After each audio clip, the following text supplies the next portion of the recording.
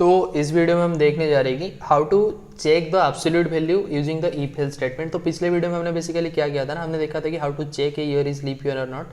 तो उसके पिछले वीडियो में हमने देखा था कि to check the max between 3 numbers. तो इस सीरीज में हम क्या करेंगे ना, इस वीडियो में देखेंगे how to check the absolute value using the if else statement. पहले मैं आपको बता देता हूँ कि एब्सोल्यूट वैल्यू एक्चुअल में होता क्या है, ताकि आप इसमें कभी कंफ्यूज ना हो।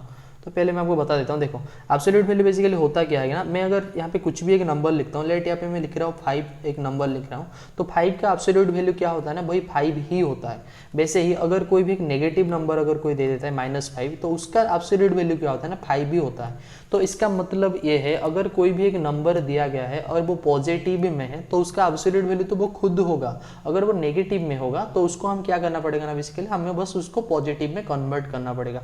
अगर यहाँ पे कोई -35 देता है, इसका मतलब क्या है कि उसका एब्सोल्यूट वैल्यू 35 ही होगा। तो एब्सोल्यूट वैल्यू यही होता है।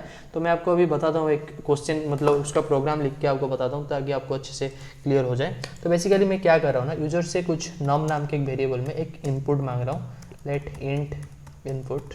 फिर मैं क्या कर रहा हूँ, बोल रहा हूँ enter a number to check the absolute value. Okay, फिर मैं बेसिकली क्या कर रहा हूँ, देखो यहाँ पे मैंने इंट लिखा है, नॉट बी बायस्ड में क्या करता हूँ ना, फ्लोट लिख देता हूँ। क्यों फ्लोट लिख रहा हूँ आपको पता होगा।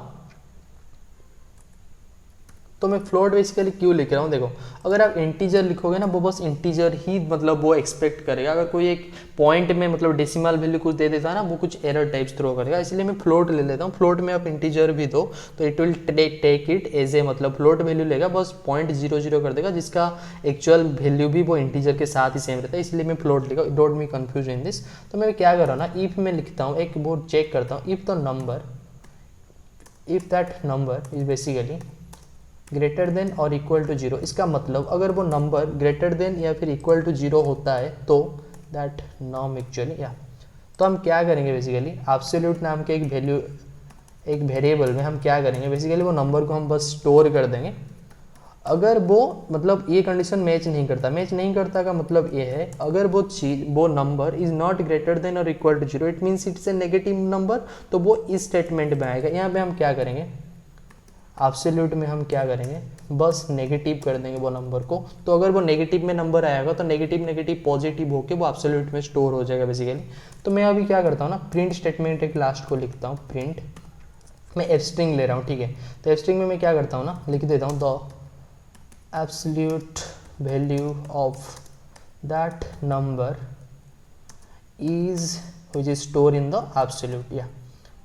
तो अभी हम इसे रन करके आपको दिखाता हूँ। मैं अभी क्या करता हूँ ना, एक पॉजिटिव नंबर ले लेता हूँ, 80 ले लेता हूँ। तो आपको ये देख पा रहे हो उसने क्या बोला ना, the absolute value of 80 is 80, जो कि ऑब्वियस सी बात है। अगर मैं फिर से रन करूँ, एक नेगेटिव नंबर 90 दे दूँ, तो आप यहाँ पे देख सकते हो बोल रहा है कि the absolute value of -90 is 90। तो मुझे लगता है कि ये चीज़ आपको अच्छे से समझ आया होगा। देखो ये बहुत ही ज़्यादा, मतलब ऐसा नहीं कि बहुत ही लाइक डिफिकल्ट क्वेश्चन है, मैंने इसीलिए इसका अप्रोच आपको बताया। लोग ना ये एब्सोल्यूट वर्ड से डर जाते हैं, तो ताकि आप ये गलती ना करो, इसीलिए मैं आपको ये वीडियो बता रहा हूँ। तो अगर आपको ये चीज़ अच्छा लगा है तो आप मेरे चैनल को फॉलो कर सकते हो। तो मिलते हैं आपसे नेक्स्ट वीडियो में।